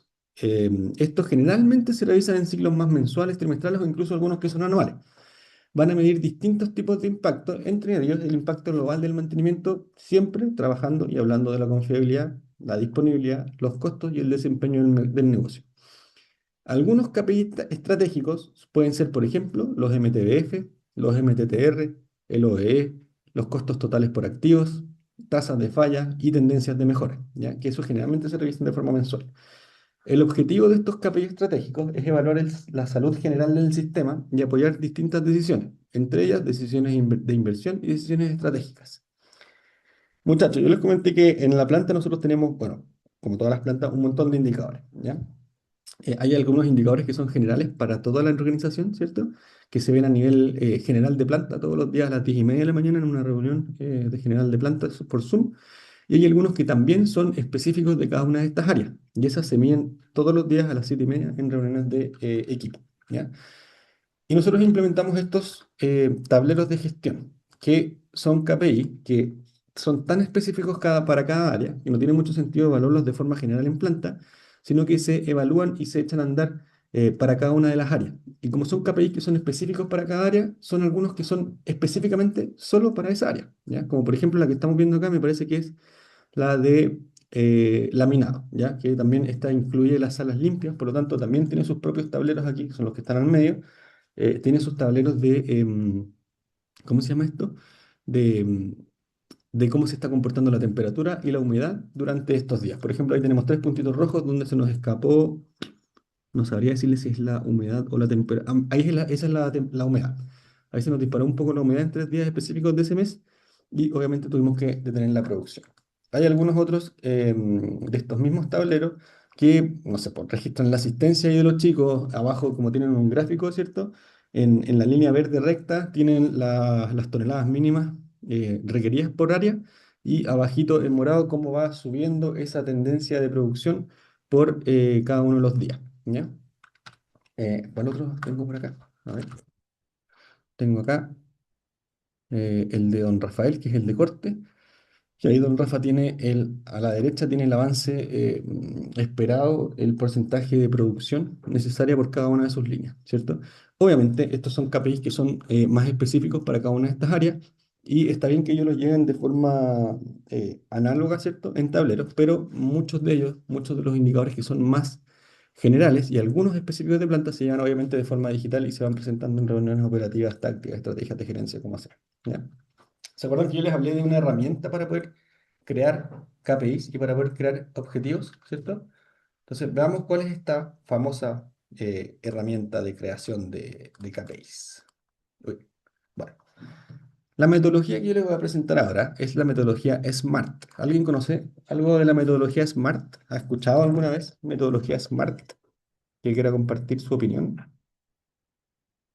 ¿Alguien por ahí la haya escuchado? No, no importa. Eso es lo bueno de estos cursos. Entonces, la famosa metodología SMART, famosa desde el día de hoy, lo que intenta y lo que va a tratar de ayudarnos es a construir y a evaluar distintos KPI, asegurándonos que realmente sean útiles para nosotros, ¿cierto? Y que nos lleven a esta famosa accionabilidad que es como meternos de cabeza, a tratar de hacer algo, movernos para mejorar, ¿cierto? Esa es la gracia de estos KPI. Eh, Se propuso por primera vez esta famosa metodología SMART en el año 1981 por Tukey, este caballero que está acá, que se llama George T. Doran, que es un consultor de gestión estadounidense, gringo, ¿ya? Y él lo propuso por primera vez en 1981 en un artículo que publicó que se llama There is a Smart Way to Write Management Goals and Objectives. Básicamente, SMART en inglés quiere decir inteligente, ¿ya? Entonces él dice, hay una forma inteligente de escribir metas y objetivos, ¿ya? Este famoso Doran creó esta metodología como una guía súper simple para que todos los gerentes, y ahora obviamente se permeó y traspasó a todas las áreas, pudieran definir de una forma más estructurada, más metódica, ¿cierto? Metas que sean efectivas y medibles, ¿ya? La metodología SMART nos va a ayudar a redactar objetivos claros y entendibles. Nos va a ayudar a facilitar la medición de los avances que vayamos teniendo en planta. Nos van a ayudar a definir algunas metas alcanzables según los recursos que nosotros tengamos a mano. Nos van a poder ayudar a priorizar esfuerzos en lo que realmente nos importa, a evitar objetivos ambiguos o imposibles y a ordenar la planificación estratégica, el mantenimiento y los proyectos. En mantenimiento, SMART es súper clave para poder definir algunas metas como por ejemplo disponibilidad, MTBF con el MTTR, backlog, costos y ejecuciones del plan, ¿ya? La gracia de la metodología SMART es que vamos a pasar de algunas frases o algunas metas vagas como mejorar la disponibilidad de los equipos a una meta mucho más clara y concreta como aumentar la disponibilidad del molino entre un 92 y un 95% antes de diciembre. Vamos a pasar de algunas frases como reducir las fallas. Todos sí vamos a reducir las fallas, pero obviamente una metodología o sea, disculpen, obviamente una meta mucho más clara es vamos a reducir el MTTR del área de laminado a menos de 6 horas promedio trimestral. O también vamos a pasar de algunas frases vagas como aumentar la eficiencia, yay, todos felices, a bajar los costos correctivos en un 10% para el tercer cuarto. ¿Ya? Esa es la gracia de la metodología SMART. Podemos pasar de esto, que si bien todos nos podemos comprometer y estar felices, a algo que en realidad es mucho más tangible, porque tenemos una meta mucho más estructurada. ¿Ya? Yo les comenté que SMART en inglés significa inteligente, ¿cierto? Pero este famoso T. Goldbrand, que es el Javier que está acá, también fue bien inteligente para utilizar la metodología y el nombre SMART como un acrónimo, ¿ya? Entonces, cada una de las letras de la palabra SMART tiene un significado, obviamente en inglés. Por ejemplo, SMART es S porque es específico. Smart es M porque es medible. Smart es A porque es alcanzable. Smart es R porque es relevante. Y Smart es T porque es temporal. ¿Ya? Esas son las 5 componentes que esta metodología nos está presentando. Por ejemplo, Smart es específico porque el KPI se debe enfocar en un aspecto súper claro del mantenimiento, algo súper puntual, algo súper específico. Por ejemplo, reducir el MTTR de los chanqueadores primarios es mucho más específico que mejorar la eficiencia, ¿cierto? ¿Por qué? Vamos a qué cosa? A reducir el MTTR, ¿dónde? En los chanqueadores primarios, ¿ya? Smart es M de medible porque el KPI debe tener una fórmula, disculpen, y datos concretos. Por ejemplo, la fórmula de MTTR, que es las horas de reparación dividido por el número de fallas. Smart debe ser A de alcanzable, porque la meta debe ser una meta realista, considerando cuáles son los recursos y las condiciones de trabajo que tenemos disponibles. Por ejemplo, reducir un MTTR de 10% en 6 meses es mucho más abordable o alcanzable que hacerlo en un 70% porque sería muy poco factible. Esto es un ejemplo, chiquillos, pero obviamente para que se entienda un poco el trasfondo. Smart es R de relevante porque el KPI debe estar alineado con la estrategia de la empresa o de la planta, ¿ya? Por ejemplo, reducir los costos del mantenimiento está correctamente direccionado y ligado a mejorar la disponibilidad de los equipos críticos. Y Smart es T de temporal porque el KPI tiene que tener un tiempo máximo de cumplimiento. Por ejemplo, alcanzar la disponibilidad del 90% de las correas transportadoras en los próximos 12 meses. Esta es la parte temporal de nuestro objetivo o de nuestro KPI Smart, ¿ya? Ahora, esto es lo que significa SMART. Es específico, medible, alcanzable, relevante y temporal. A asegurar el chanqueador primario tenga una disponibilidad mínima. El porcentaje del tiempo operativo respecto al tiempo total, una fórmula clara. El 92% basado en histórico y recursos disponibles, es alcanzable. Relevante porque el chancador es un cuello de botella en la línea de producción y temporal porque se busca hacer en un plazo de un año. ¿Ya? Vamos con pequeños ejercicios. Bueno, no, antes del pequeño ejercicio. Acá es un ejemplo claro de la metodología SMART. Por ejemplo, aumentar la disponibilidad del molino entre un 92 y un 95% antes de diciembre. Es específico porque nos está diciendo lo que quiere hacer, que es aumentar la disponibilidad, bueno, del molino. Es medible porque nos está diciendo que lo queremos buscar, lo que estamos buscando es hacerlo entre un 92 y un 95%. Y es temporal porque es antes de diciembre. ¿Ya? Bueno, aquí también hay unos que no se pueden meter dentro de la frase, pero por ejemplo es alcanzable porque es posible mejorar mediante mejoras de planificación, reducción de fallas, control de tensión, etcétera.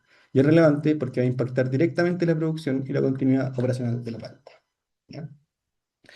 Vamos con otro ejemplo, pero ahora ustedes, chicos, me tienen que decir por qué es específico. El ejemplo es reducir el MTTR de la de laminado a menos de 6 horas promedio trimestral. ¿Quién se atreve a decirme por qué este objetivo mezclado con KPI es un objetivo específico? ¿Quién se la juega, chiquillo? No hay respuestas incorrectas, todo es ganar en este sentido. ¿Alguien que quiera participar? El Don hecho de Jesús. reducirlo en 6 horas es lo que lo hace específico, la medida en realidad. La medida específica. En Sí. 6 horas, A menos aquí, de 6 horas promedio trimestral, dice. buena. Muchas gracias, don Jesús. A ver, déjeme anotarle aquí su puntito. Tuki, anotado. Don Jesús dice que es específico porque hay que bajarlo a menos de 6 horas en un promedio trimestral. La verdad, don Jesús, que es específico porque es reducir el MTTR del área de lámina. Es medible porque es a menos de 6 horas. Y es temporal porque nos está diciendo en cuánto lo vamos a medir. ¿Ya? Vamos con otro ejemplo. A ver a ver si se está en la chuntamos. Vamos a ver el ejemplo de bajar los costos correctivos en un 10% para el tercer cuarto. ¿Por qué este sería específico, chiquillos?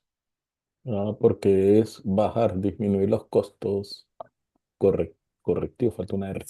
Correctivos. Perdón, John. Ahí don John también se lleva su puntito. Ha anotado.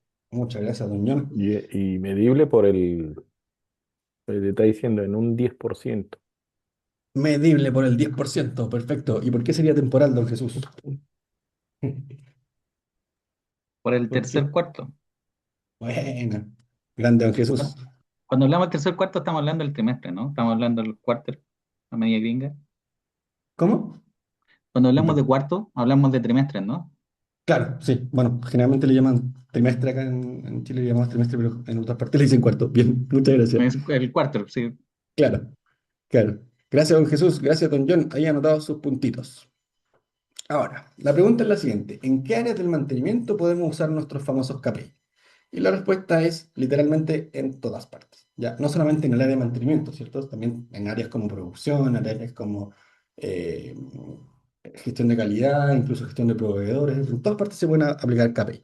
Incluso en el área comercial. Por ejemplo, nosotros tenemos una métrica en el área comercial de satisfacción del cliente, donde les hacemos una encuesta, ¿cierto? Y el área comercial se gana o no se gana sus bonos de acuerdo a cómo atendieron a sus clientes. ¿Ya? Vamos a hablar de algunos ejemplos concretos para nuestra área favorita, que es el mantenimiento. Por ejemplo, en recursos humanos, los KPI nos van a poder permitir medir la productividad de nuestro equipo, la asistencia de nuestro equipo, qué tan capacitado esté nuestro equipo y el desempeño general del personal de mantenimiento, ¿ya? A través de estas mediciones vamos a poder detectar, por ejemplo, si hay necesidades de entrenamiento en nuestro equipo y también vamos a poder asignar mejor los recursos humanos que tengamos para las tareas que tengamos que realizar. También los KPI en el área de mantención se pueden utilizar, por ejemplo, para la valorización de los costos y recursos, como por ejemplo controlar los gastos en los repuestos que estemos trabajando, como por ejemplo también la valorización de la mano de obra, de los servicios externos como contratistas, comparar los costos reales de la mantención versus lo que nosotros habíamos presupuestado y en general para poder optimizar el uso de los recursos que estemos por ahí teniendo tanto monetarios como recursos humanos.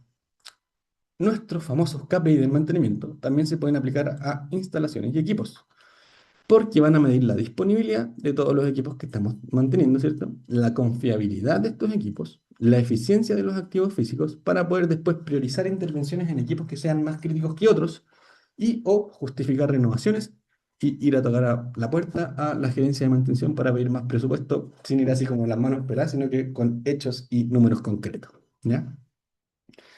También podemos medirlo usando los KPI del mantenimiento con el grado de la planificación. Aquí vamos a evaluar el cumplimiento de los planes de mantenimiento que nosotros estemos ejecutando. Pueden ser planes preventivos, predictivos, lo que sea, ¿ya? Y la idea de esto pues, es poder medirlo para mejorar la capacidad de anticiparse a algunas fallas que nuestros equipos pueden ir presentando y reducir, obviamente, las paradas no planificadas, ¿ya? Y también, por último, como ejemplo, porque obviamente hay muchos otros ámbitos donde se puede aplicar, em, el mantenimiento se pueden utilizar los KPI, como por ejemplo para la evaluación de políticas, porque podemos determinar si las estrategias que estamos llevando a cabo, si las normas de mantenimiento que estamos ejecutando, están logrando o no los resultados que nosotros nos habíamos con los que nosotros nos habíamos comprometido, ¿cierto?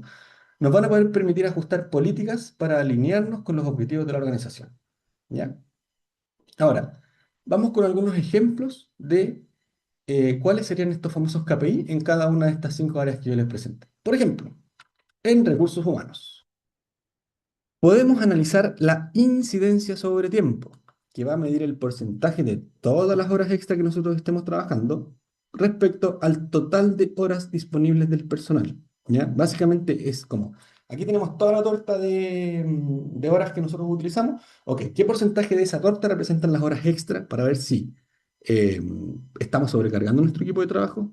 Para poder ver si es que existen problemas de planificación, por ejemplo, si se recurre a demasiadas horas extra y también podemos controlar el impacto en costos de las horas laborales y la fatiga del personal. Porque, primero que nada, si nosotros estamos recurriendo a mucha mano de obra externa, quiere decir que o nuestro equipo no está bien preparado para lo que nosotros estamos haciendo y necesitamos mano de obra competente o experta en lo que estamos haciendo, ¿cierto? O definitivamente nuestro equipo no le están dando las manos porque son, no sé, muy pocas personas, muy pocas horas del día o lo que sea, o definitivamente porque en verdad estamos usando muy mal los recursos, ¿ya? La incidencia sobre el tiempo se va a calcular como las horas de sobretiempo dividido por las horas hombre disponible. Veamos un ejemplo. Si tenemos 200 horas hombre de sobretiempo en un mes y 2000 horas hombre disponible, tendríamos que poner acá arribita, ¿cierto? Las horas de sobretiempo, que son 200 horas, y las horas total de horas hombre disponible.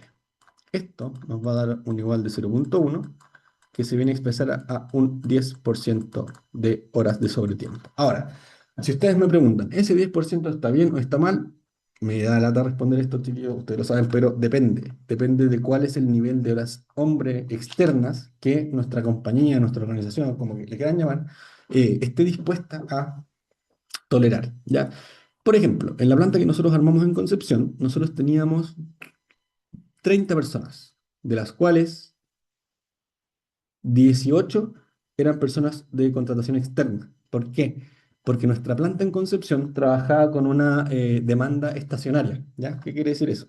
Imagínense que acá abajo tenemos los meses del año. Chuta, que escribí mal. Tenemos enero, febrero, marzo, abril, mayo, junio, julio, agosto, septiembre, octubre, noviembre, diciembre. Me falta uno, ¿ya? ¿Qué es lo que pasa? Estados Unidos tiene épocas de huracanes, obviamente. Y las épocas de huracanes generalmente se producen entre abril y noviembre, más o menos, ¿ya? Aquí es donde los huracanes entran a Estados Unidos, particularmente a Florida, y destruyen todo a su paso, ¿ya? No puedo decir que eso nos hace felices porque evidentemente hay gente que está sufriendo, pero es nuestra mayor tiempo de demanda de cristales. No es esa particularmente, porque lo que pasa ahí es que el tornado llega y destruye todo. Obviamente la gente no va a construir o reconstruir o tapar o reponer los cristales que se rompen de su casa en pleno tornado, ¿cierto? Sino que esperan a que pase el tornado para poder reconstruir o empezar sus construcciones de nuevo, ¿cierto? De hecho, en la época de tornados las construcciones generalmente se paralizan, todos los contratistas tratan de tener el techo listo antes de la llegada de esos tornados para poder seguir trabajando afuera, ¿ya? Eso lo que nos permite a nosotros es poder prescindir de gente, ¿cierto? En épocas de baja carga y volver a contratar gente cuando nosotros más la necesitemos. Por lo tanto, nuestro uso de horas extra en esa planta era como del 55%, ¿ya? Y era algo que nosotros estábamos dispuestos a tolerar porque era parte del negocio, ¿cierto?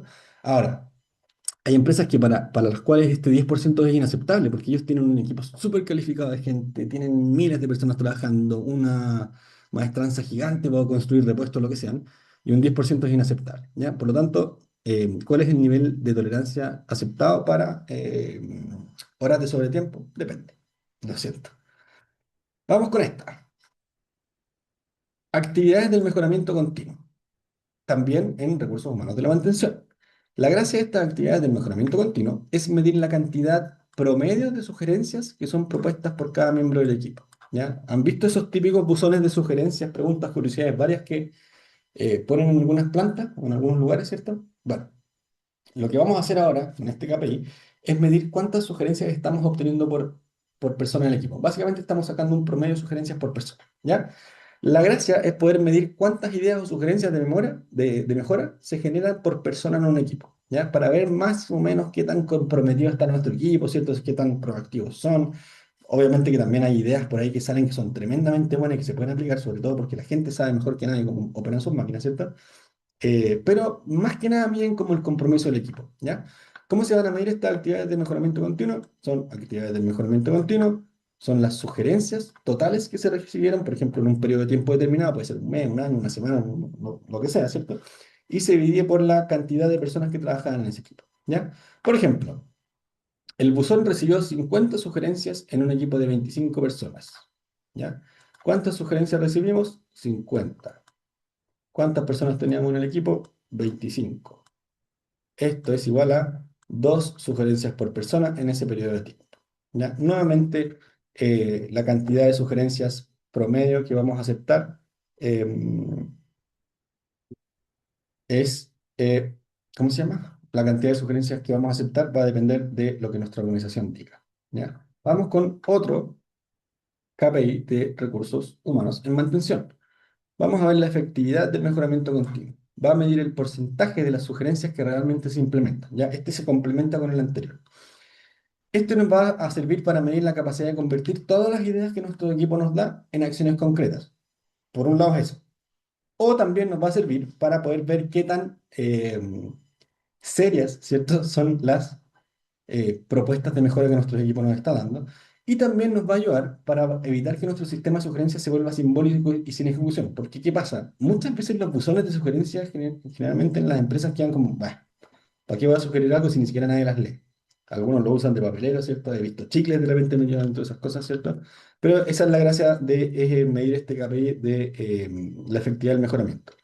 La efectividad del mejoramiento también se va a calcular como una relación entre las sugerencias implementadas dividida por todas las sugerencias que nosotros recibimos. Por ejemplo, tenemos 50 sugerencias recibidas.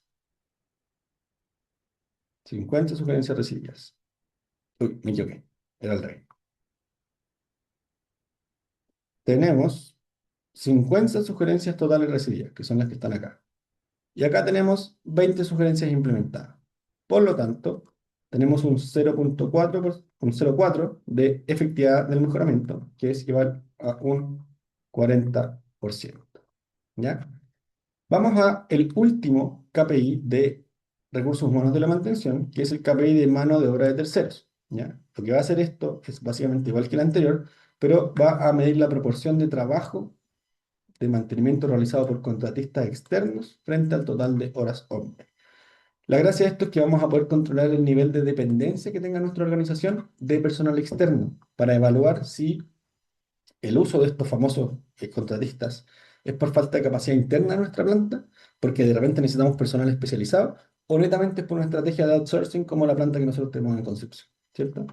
La mano de obra de tercero se va a medir como las horas hombre disponibles, disculpen, las horas hombre de tercero dividido por las horas hombre totales, ¿ya? Por ejemplo, tenemos, tenemos 1000 horas hombre, 1000 horas hombre totales, de las cuales 300 de ellas fueron horas hombre de contratistas. Nosotros vamos a calcular estas famosas manos de obra de tercero como las manos de obra de terceros dividido por las mano de obra, horas de mano de obra total. ¿Ya? En este caso, el ejemplo nos da 0,3, que equivale a que un 30% de nuestras horas hombre totales corresponden a mano de obra de terceros. ¿Ya? Pasemos ahora a los KPI en costos y recursos de mantención. Vamos a ver, por ejemplo, el costo total de la mantención. Simple, es la suma de todos los costos asociados a las actividades de mantenimiento en particular. Aquí vamos a considerar costos directos y costos indirectos, pero siempre tenemos que estar en un periodo de tiempo determinado, ¿ya? No va a ser que de repente estemos midiendo un mes y metamos un costo que se produjo, no sé, pues 3 meses atrás, porque sí, no, pues tiene que ser siempre en un tiempo acotado, ¿ya? Los costos primarios van directo al trabajo de mantención y los costos secundarios son un apoyo o gastos indirectos, ¿ya? ¿Para qué sirven estos costos humanos en la mantención? La gracia de esto es que van a medir el gasto total de la mantención para poder controlar y optimizar el uso de los recursos que nosotros tengamos disponibles, ¿ya? También nos van a permitir identificar cuál es el peso relativo que tengan distintos costos relacionados a la mantención, ¿ya? Bueno, esta es la fórmula bastante obvia, pero es el costo total de la mantención es igual a los costos primarios más los costos secundarios, ¿ya? Por ejemplo, tenemos los costos asociados de la planta concentradora. Eh, Tenemos mano de obra propia por $200.000, mano de obra de terceros por $150.000, repuestos por $400.000, servicios externos por $50.000, insumos por $30.000 y energía por $200.000. Los costos primarios corresponden a la mano de obra de terceros, repuestos y servicios externos. Y los costos secundarios, en este caso particular, a los insumos y la energía. Si nosotros sumamos todo lo que nos daba acá, son $850.000 de, ¿cómo se llama? De costo de mantención. ¿Ya? Vamos a ver otro KPI en recursos y, disculpen, en costos y recursos de la mantención. Por ejemplo, vamos a tener el KPI de incidencia del costo de la mantención. ¿Ya? De nuevo, esto es una proporción que va a representar cuál es el costo total de la mantención respecto al costo del proceso productivo. ¿Ya? De nuevo les digo porque de nuevo es una proporción. ¿Para qué nos va a servir este famoso costo de, disculpen, este famoso incidencia del costo de la mantención? Va a medir el impacto del mantenimiento en el costo global del proceso productivo. Y nos va a servir para poder decidir si el gasto de mantención está bien balanceado o si es necesario reinvertir para optimizar recursos, o invertir más en maquinaria, o incluso cambiar la estrategia que nosotros estemos utilizando, ¿ya? Como les dije, esta incidencia del costo de la mantención es la proporción entre el costo total de la mantención y el costo total del proceso, ¿ya?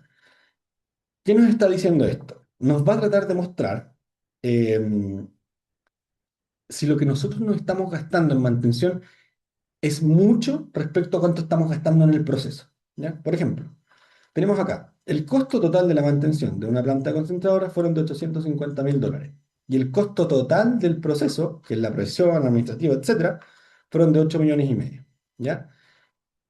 Lo que nosotros tendríamos que hacer acá es sacar la proporción entre los costos de la mantención, ¿cierto? Estos 850.000, dividido por los 8,5 millones,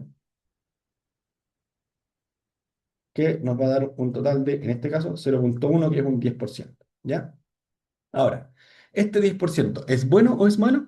Por fin les puedo dar una respuesta que es, aquí yo les dejo la tablita. Vamos a decir que una incidencia de mantención es normal cuando está entre un 5 y un 10%. Vamos a decir que ya nos tenemos que empezar a preocupar y es en alerta cuando estamos entre un 10 y un 15%. Y vamos a decir que es preocupante cuando ya es más del 15%. ¿Qué quiere decir este 15%? Que estamos gastando del total de la operación de una línea, de una planta, lo que sea, un 15% en un proceso de mantención. Esto puede ser porque las máquinas pueden estar muy viejas, porque no las estamos usando como corresponde, porque le estamos dando mucho, o porque sinceramente estamos utilizando mal los recursos que tenemos disponibles para la mantención. ¿Ya? Vamos al segundo, o al tercero, o al cuarto, no me acuerdo, a otro KPI en costos y recursos de mantención. Tenemos aquí las incidencias de la mantención sobre los activos. Esto es nuevamente otra proporción que va a representar los costos de mantención, pero esta vez respecto al valor total del activo de la planta. ¿Ya?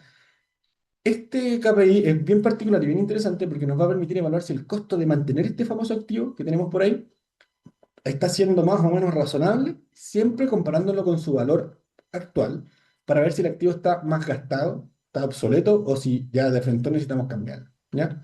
Básicamente lo que responde es a la pregunta de, oye, ¿cuánto me cuesta mantener un activo en relación a lo que nos costó? ¿Ya?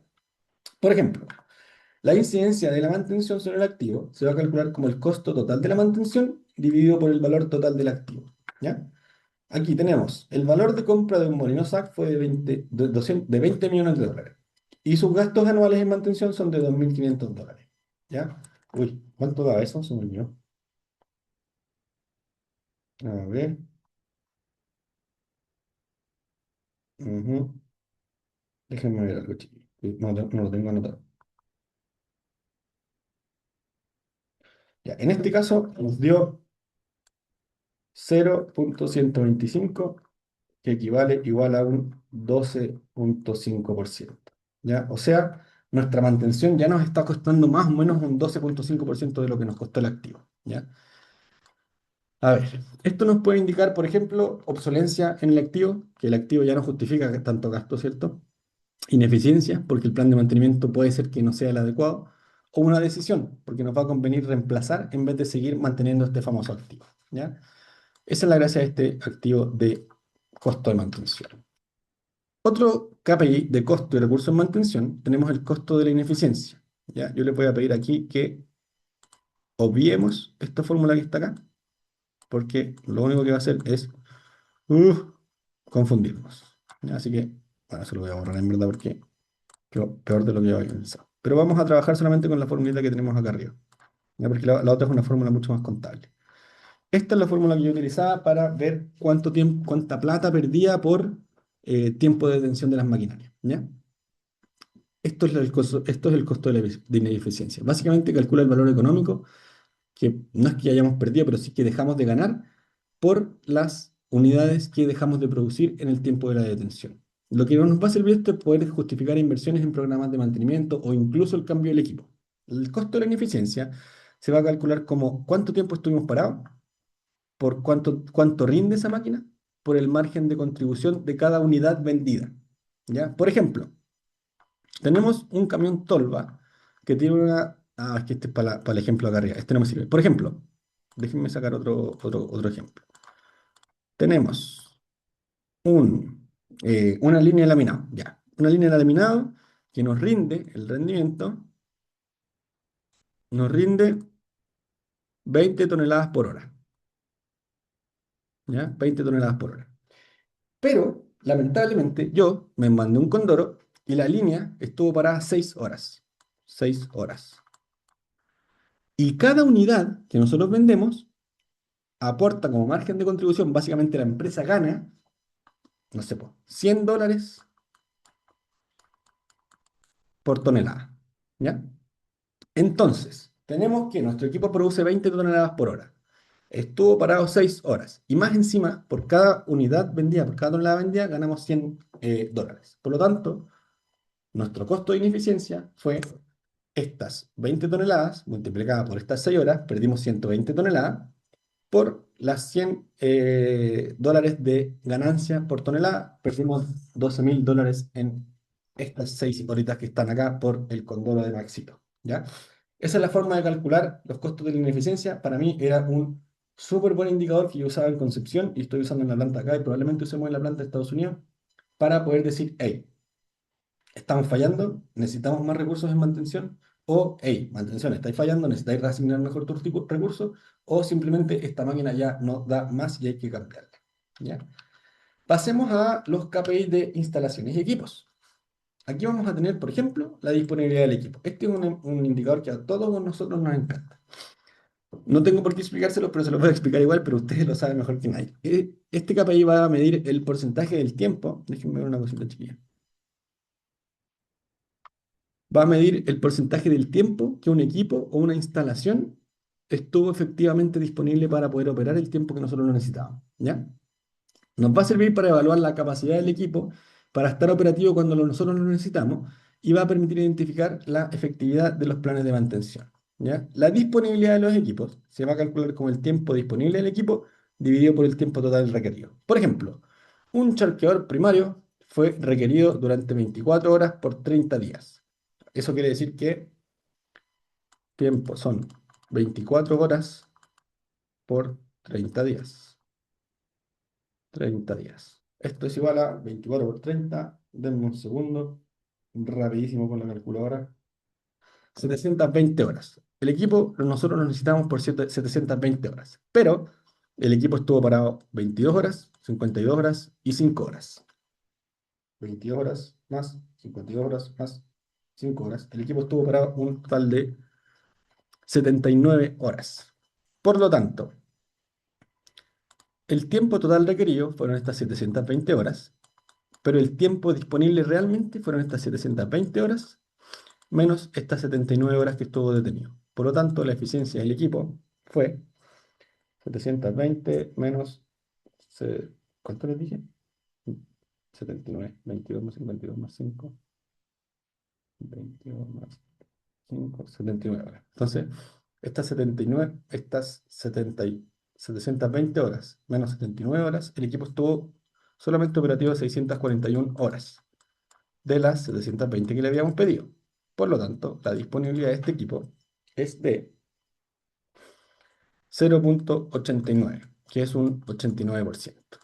¿Ya? Así es como nosotros calcularíamos la eficiencia del equipo. Vamos con otro KPI, también en instalaciones y equipos. Este KPI es la disponibilidad esperada. Va a medir la proporción del tiempo que un equipo debería estar disponible según el comportamiento histórico que hemos podido recabar entre fallas y reparación. Entonces aquí vamos a mezclar tres KPI en uno. Nos va a servir para poder comparar la performance real que nosotros esperamos del equipo versus la teórica, disculpen, la real que tuvo el equipo versus la teórica que nosotros estamos esperando. Y detectar si hay necesidades de mejora, mantenibilidad o incluso de confiabilidad. La disponibilidad esperada se va a calcular como el MTBF dividido por la suma del MTBF más el MTTR. Y recordar que el MTBF lo vamos a calcular, el MTBF que es el tiempo medio entre fallas, lo vamos a calcular como el tiempo total de operación dividido por las fallas. Y el MTTR, que es el tiempo medio de reparaciones, lo vamos a calcular como el tiempo total de reparaciones dividido por el número total de reparaciones. No es nada más que otro promedio, ¿ya? Por ejemplo, en un tiempo de evaluación de 680 horas, la correa transportadora tuvo 4 fallas con un tiempo de reparación de 5, 22, 3 y 10 horas. Y ahí tenemos que sacar primero el MTTR. El MTTR es el tiempo de reparación dividido por las reparaciones. El equipo estuvo en reparación 5 horas, después 22 horas, después 3 horas y después 10 horas, lo que nos da un total de 40 horas de reparación. Y el equipo tuvo 4 reparaciones. Por lo tanto, el MTTR de este equipo es de 10 horas. Para el MTBF tenemos 680 horas totales de operación dividido por estas 4 fallas, que nos va a dar 680 partido por 4, nos va a dar que el equipo falla cada 170 horas, ¿ya? Por lo tanto, nuestra disponibilidad esperada, de acuerdo a cómo se ha ido comportando nuestro equipo, ¿cierto? Son estas 170 dividido por 170 más las 10 de MTTR va a ser 0,94 es la disponibilidad que nosotros esperamos, que es un 94%. ¿Ya? Esa es la forma más o menos de calcular la disponibilidad esperada de acuerdo a, ¿cómo se llama? A los datos que teníamos de anteriormente. Vamos con otro KPI de grado de planificación, que es el grado de la planificación. Ahora sí, nos va a poder medir la proporción de órdenes de trabajo que fueron planificadas respecto al total de órdenes de trabajo ejecutadas. Nos va a ayudar a poder medir, a evaluar el nivel de control y de organización del área de mantención para poder ver y identificar qué tan predominante es el área de mantenimiento planificado respecto a los mantenimientos de urgencia. No es nada más que otra relación entre las órdenes de trabajo planificadas dividida por las órdenes de trabajo totales. Por ejemplo, el equipo de mantención ejecutó un total de 240 órdenes de trabajo, de las cuales solo 180 de ellas fueron planificadas. 180. Esto nos quiere decir que son 180 partido por 240. Tenemos un 75% de órdenes de trabajo planificadas. Por lo tanto, nuestro trabajo es reactivo en un 25%. Muchachos, ¿tienen alguna duda hasta ahora? ¿Alguna duda por ahí dando vuelta? No. Muchas gracias, don Víctor. Chiquillos, vamos a dejar entonces hasta acá la clase de hoy.